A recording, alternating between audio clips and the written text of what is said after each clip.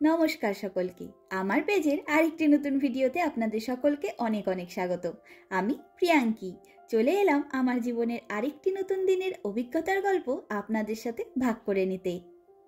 আজ 21শে এপ্রিল, রবিবার। নীল টুকটুকে আকাশের সাথে রোদ ঝলমলে একটি দিন, আর এখন দুপুর 2টো মতন বাজে। আমরা আজকে ঘুরতে এলাম বুদাপেস্টে অবস্থিত গুলবাবার দরগায়। এই জায়গাটি ভীষণ বিখ্যাত এবং অসাধারণ সুন্দর, তবে আমরা আগে এখানে একবারও আসিনি। এখন যাব তখন যাব করতে করতে গেল 1.5 বছরে এদিকে আসাই হয়ে ওঠেনি। তো চলুন আজ একসাথে ঘুরে দেখি সম্পূর্ণ জায়গাটিকে। এই দরগাটা বুদা অঞ্চলে অবস্থিত, আর বুদা অঞ্চলের প্রায় অনেকাংশই উঁচু নিচু পাহাড়ের ওপরেই অবস্থিত। ওই জন্যই এই দরগার প্রবেশ পথের দিকে এগোতেই সবার আগে আমরা সিঁড়ি পার করে এলাম। তবে দরগাটিও বেশ খানিকটা উঁচুতেই অবস্থিত, আর সেখানে যাওয়ার আগে চলুন এই দরগার সামনে 3টে পার্টে অপূর্ব সুন্দর সুন্দর হ্যাঙ্গিং গার্ডেন রয়েছে, সেগুলি দেখে নিই। সবার নিচের হ্যাঙ্গিং গার্ডেনটির নাম খেয়াল করিনি, তবে এই বাগানের চারদিকটা খালি দেখুন, মনে হচ্ছে কেউ যেন সবুজে মুড়ে রেখেছে সম্পূর্ণ বাগানটিকে। আমি তো এদিক ওদিক ঘুরে ঘুরে শুধু কত রকমের সবুজ রং রয়েছে সেটা দেখছিলাম। সত্যি চোখ ধাঁধিয়ে যাওয়া যাকে বলে, ঠিক সেরকম সবুজে মোড়ানো চারিদিকটা। তবে এই বাগানের এক কোণায় একটা কুয়োর দেখা পেলাম। এই দেখুন কি সুন্দর করে বাঁধিয়ে আর ঢেকে রাখা হয়েছে।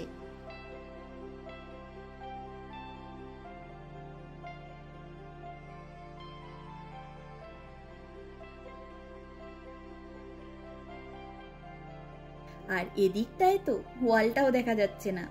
লতানো গাছগুলি নিজের আলিঙ্গনে সর্বত্র শুধু তাদেরই মহিমা ছড়িয়ে রেখেছে।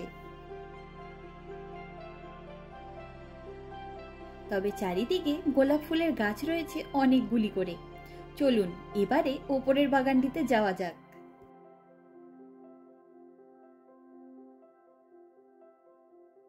এই বাগানটির নামই রোজা কার্ট। হাঙ্গেরিয়ান ভাষায় রোজকে রোজা বলে, আর গার্ডেনকে কার্ট বলে। আর এই যে ঠিক এরকমই লাল ইটের দেওয়াল ছিল নিচের বাগানটিতেও, কিন্তু নানা রকম গাছের ভিড়ে সেটি প্রায় পুরোপুরি ঢেকে গেছে। ওই জন্যই নিচের হ্যাঙ্গিং গার্ডেনটি আমার এত বেশি ভালো লেগেছে।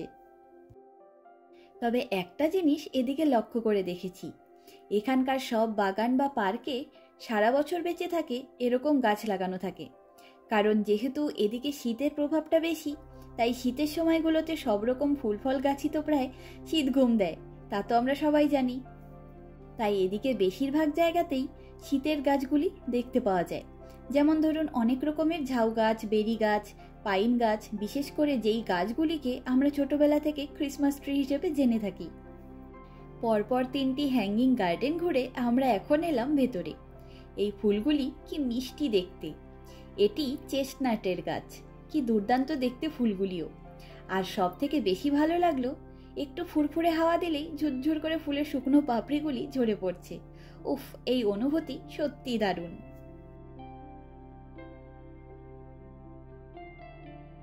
সম্পূর্ণ জায়গাটি ভীষণ সুন্দর করে সাজানো গোছানো আর সুবিশাল।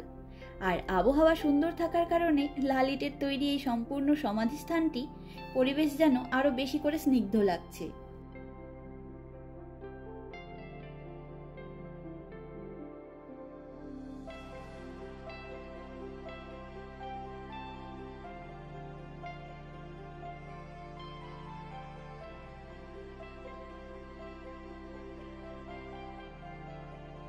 আর সামনের সিঁড়িগুলি দিয়ে এখানকার মিউজিয়ামের বাহির পথ।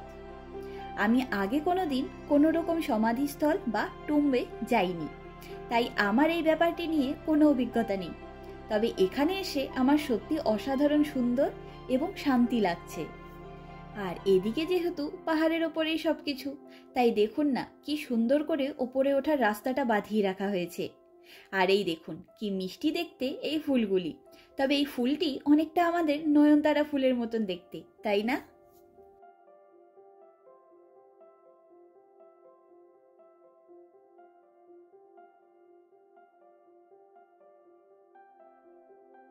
আর আমরা এখন সেই সিঁড়ি দিয়ে উঠে এলাম ওপরে। এটি গুল বাবার মূর্তি, আর এখানে লেখা রয়েছে ওনার এই দেশের সাথে সম্পর্ক।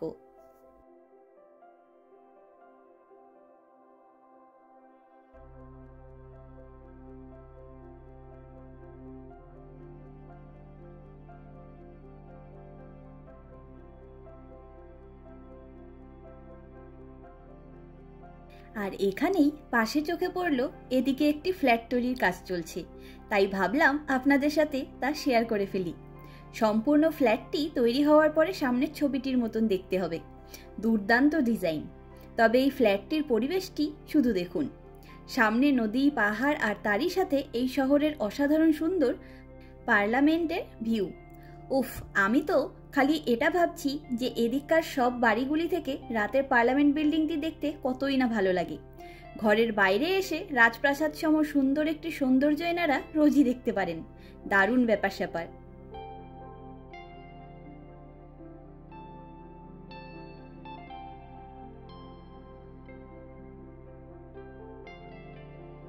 আর বুদাপেস্টের এই বুদা অঞ্চলে এই শহরের সব বড় লোকেদের বাড়ি। যেমন সুন্দর তেমনই আকর্ষণীয় তাদের বাড়িঘরের সাজসজ্জা। এক একটি বাড়ি যেন এক একটি সিনেমার সেট। বেশ খানিকক্ষণ দাঁড়িয়ে লোকেদের সুন্দর সুন্দর বাড়িগুলি দেখলাম। এবারে ভেতরে যাই চলুন। সিঁড়ি দিয়ে নামার পথেই বোর্ডের মধ্যে লেখা রয়েছে ভেতরে স্মোক করা যাবে না, কুকুর নিয়ে যাওয়া নিষেধ, কোনো রকম খাবার দাবারও খাওয়া যাবে না, আবার ঘাসের ওপর দিয়ে হাঁটাচলাও করা যাবে না। আর এই জায়গাটি প্রতি সোমবার বন্ধ থাকে এবং মঙ্গলবার থেকে রবিবার পর্যন্ত খোলা থাকে সকাল 10টা থেকে বিকেল 6টা পর্যন্ত। কি অসাধারণভাবে সাজানো গোছানো সম্পূর্ণ জায়গাটি। তবে চলুন বাদিকের জায়গাটি দিয়ে ঢুকি আর বেরোবার সময় ডান দিক দিয়ে বেরিয়ে আসবো, তাইলে সম্পূর্ণ জায়গাটি ভালো করে দেখে নিতে পারবো। গেট দিয়ে ঢুকেই বাদিকে সিঁড়ি দিয়ে নিচে নেমে রয়েছে মিউজিয়াম, ক্যাফে আর সুভেনিয়ার শপ। আর সামনে সুন্দর একটি বারান্দা রয়েছে। বারান্দার একদিকে নানা রঙের গোলাপ ফুলের গাছে ভরা। আর এখন আপনারা ভেতরের সৌন্দর্য উপভোগ করুন। আমি আপনাদেরকে গুলবাবার সাথে হাঙ্গেরির সম্পর্কের ইতিহাস জানিয়ে ফেলি। গুলবাবা ছিলেন একজন তুরস্কের দরবেশ এবং কবি। তিনি অটোমান সাম্রাজ্যের দীর্ঘতম শাসনকারী সুলতান প্রথম সুলেমানের সঙ্গী হিসেবে হাঙ্গেরির অটোমান অধিগ্রহণের সময় হাঙ্গেরিতে আসেন। কথিত আছে 1541 খ্রিস্টাব্দের 21শে আগস্ট অটোমান আর্মির দ্বারা বুদা অধিগ্রহণের সময় যে যুদ্ধ হয় তাতেই তিনি মারা যান। এরপর সুলতান সুলেমান তাকে এই শহরের প্যাট্রন সেন্ট হিসাবে ঘোষণা করেন এবং তার কফিন বাহকদের মধ্যে স্বয়ং সুলতান নিজে ছিলেন একজন। এই সমাধি স্থানটি 1543 থেকে 1548 খ্রিস্টাব্দের মধ্যে তৈরি করা হয়। পরবর্তীকালে ক্যাথলিক জেসুইটরা এটিকে একটি ছোট রোমান ক্যাথলিক চার্চে কনভার্ট করেন এবং তার নাম দেন সেন্ট জোসেফস চ্যাপেল। কালক্রমে এই সম্পূর্ণ অংশটি জানোস ওয়াগনার নামের এক ব্যক্তির নিজস্ব মালিকানাভুক্ত হয় এবং তিনি এটিকে পুনরায় তার আসল রূপেই সংরক্ষণ করেন। 1885 খ্রিস্টাব্দে তৎকালীন তুরস্কের অটোমান গভর্নমেন্ট একজন হাঙ্গেরিয়ান ইঞ্জিনিয়ারকে এই সমাধিস্থলের পুনরুদ্ধারে নিয়োগ করেন এবং 1914 খ্রিস্টাব্দে পুনরুদ্ধারের কাজ সম্পূর্ণ হয়ে যাওয়ার পর এটিকে হাঙ্গেরির একটি জাতীয় সৌধ হিসেবে ঘোষণা করা হয়। এই স্থানটির 1960 এবং 1990 খ্রিস্টাব্দে আরও দুবার পুনরুদ্ধার এবং সৌন্দর্যায়ন করা হয়। বর্তমানে এই সম্পূর্ণ প্রপার্টিটি রিপাবলিক অফ টার্কির সম্পত্তি। 2018 খ্রিস্টাব্দের অক্টোবর মাসে হাঙ্গেরি এবং টার্কি দুটি দেশের পক্ষ থেকেই এই স্থানটির একটি বিরাট রেনোভেশনের প্রজেক্ট কমপ্লিট করা হয় এবং হাঙ্গেরির প্রাইম মিনিস্টার ভিক্টর ওরবান এবং টার্কির প্রেসিডেন্ট এরডোগান এটির উদ্বোধন করেন। আমি যতটা পারলাম এই জায়গা সম্পর্কে সঠিক তথ্যগুলি আপনাদের জানানোর চেষ্টা করলাম। যে কোনো জায়গা সম্পর্কে অল্প বিস্তর ইনফরমেশন জানা না থাকলে দেখবেন সেই জায়গার গুরুত্বটা আমরা ঠিক বুঝে উঠি না। অন্তত আমার তো সেরকমই মনে হয়। যাই হোক, চলুন এবারে বাকি জায়গাগুলি ঘুরে দেখে নিই। পাশেই একটি গোল সিঁড়ি রয়েছে ওপরের একটি ছোট্ট ব্যালকনিতে যাওয়ার। সেখান থেকে এই জায়গার সম্পূর্ণ ভিউ দেখবার জন্যই আমিও উঠে পড়লাম সেখানে। বাহ, এই জায়গা থেকে সম্পূর্ণ সমাধিস্থলের সত্যি দারুণ সুন্দর ভিউ পাওয়া যাচ্ছে। চারিদিকটা দেখুন খালি একবার, কি শান্ত আর সুন্দর।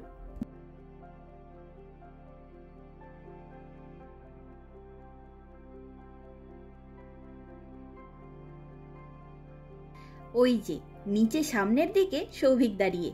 চলুন এবারে নিচে নেমে পড়ি। সত্যি সুন্দর সম্পূর্ণ জায়গাটি। তার থেকেও বড় কথা কি জানেন, এখানকার সব জায়গায় যেখানে যেমন ইনস্ট্রাকশন দেওয়া থাকবে সেখানে গিয়ে মানুষজন সব ইনস্ট্রাকশনগুলি মেনে চলবে। কোথাও একটা এক্সট্রা পাতা পড়ে থাকতে আপনি দেখবেন না। যদিও সেটা বেশি সম্ভব হওয়ার একটি বড় কারণ হলো এসব জায়গায় ট্যুরিস্টরা কম আসে বলেই। আর এই 6 কোণা বিশিষ্ট এই ছোট্ট ঘরটির ভেতরে রয়েছে গুলবাবার সমাধি। আর দেখুন না, আমি প্রথমে গোলাপ ফুলের এই কুড়িগুলিকে দেখে ভেবেছিলাম কালো আর লাল রঙের গোলাপ ফুলের গাছ এটি, কিন্তু পরে দেখলাম এই ডিপ কালচে লাল রঙের গোলাপ ফুলগুলির কুড়িগুলি এরকম দেখতে। তবে এই ফুলগুলির মধ্যে অনেক লেয়ারের পাপড়ি হয়, ওই জন্যই এত আকর্ষণীয় লাগছে দেখতে এগুলিকে। কিন্তু এই পুচকে মিষ্টি গোলাপটি সবচাইতে বেশি সুন্দর লাগলো আমার। আর এই ব্যালকনির সিলিং এর উপরে কাঠের এই ডিজাইনটি ট্র্যাডিশনাল টার্কিশ ডিজাইন। কি অপূর্বভাবে ফুটিয়ে তুলেছে কাঠের মধ্যে এই গোলাপ ফুলের ডিজাইনটি দেখুন।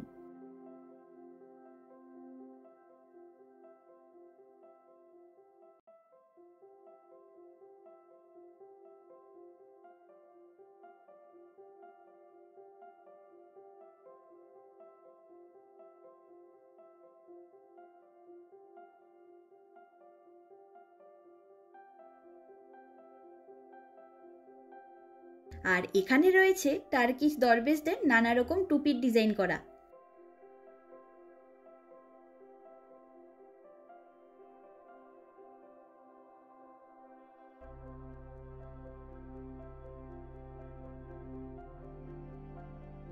চলুন এবারে বাইরের দিকে যাই, তবে দেখি কদিন পরে আবার আসবো। চারিদিকের গোলাপ ফুলগুলি ফুটে উঠলে আরো বেশি সুন্দর লাগবে জায়গাটিকে। তবে একটা জিনিস লক্ষ্য করে দেখেছেন, বুদা অঞ্চলের ট্যুরিস্ট স্পটগুলো ছাড়া এমনি সব জায়গা সবসময় ভারী শান্ত থাকে।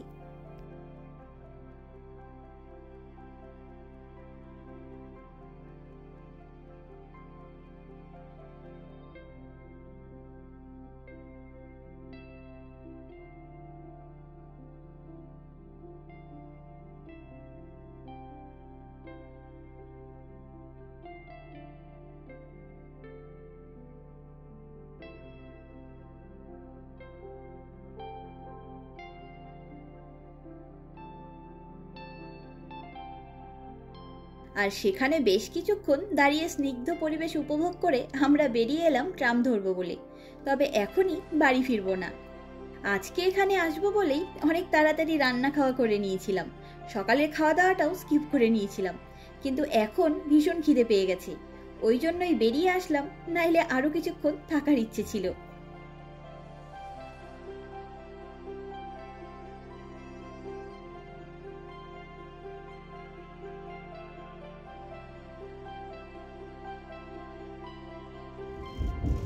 Következő megálló, Menlőndre tér.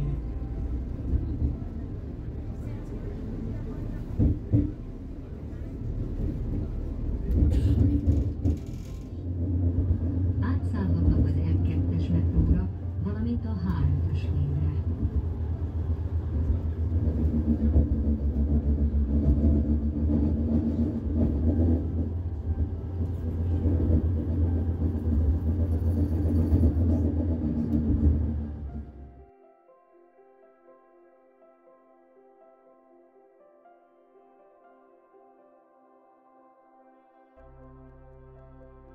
আর আমরা ট্রামে উঠে পার্লামেন্টের দারুণ দৃশ্য দেখতে দেখতে এসে নামলাম ক্যাফে বাই হাইনাম নামে একটি ক্যাফেতে। দারুণ মিষ্টি একটি পরিবেশ এখানে।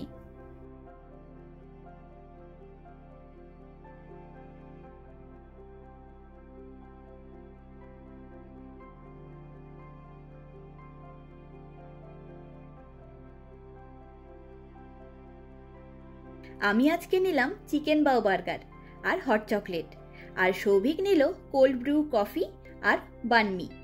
বানমি খাবারটি ভিয়েতনামের স্যান্ডউইচ। আমরা আগে কখনো খাইনি, তবে নতুন জিনিস খাওয়ার সুযোগ পেলে তো আমাদের সবসময় ভীষণ খুশি।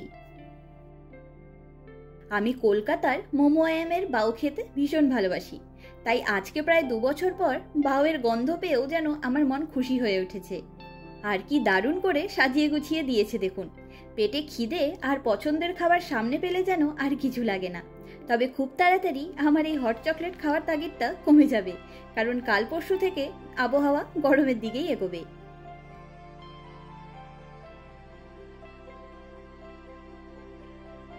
আজকের দিনটি সত্যি ভীষণ সুন্দর কাটলো। তবে গুলবাবার সমাধিস্থলে গিয়ে মনে হলো এতদিন কেন যাইনি। খুব ভালো লাগলো জায়গাটা। আর আমরা খাওয়া দাওয়া সেরে বাড়ি ফিরবো এবারে। চলুন আজ তবে গল্পের ঝুড়ি গুছিয়ে নিই। দেখা হবে, গল্প হবে পরের একটি ভিডিওতে খুব তাড়াতাড়ি। আমার ভিডিওগুলি ভালো লাগলে আমার এই চ্যানেলটিকে সাবস্ক্রাইব করে আমার পাশে থাকার অনুরোধ রইল। আর আমার এই ভিডিওটি কেমন লাগলো লাইক কমেন্ট করে জানাবেন। আপনাদের সহযোগিতা ছাড়া আমার এই পথ চলা অসম্ভব। সকলে ভালো থাকবেন, সুস্থ থাকবেন, আনন্দে থাকবেন। নমস্কার।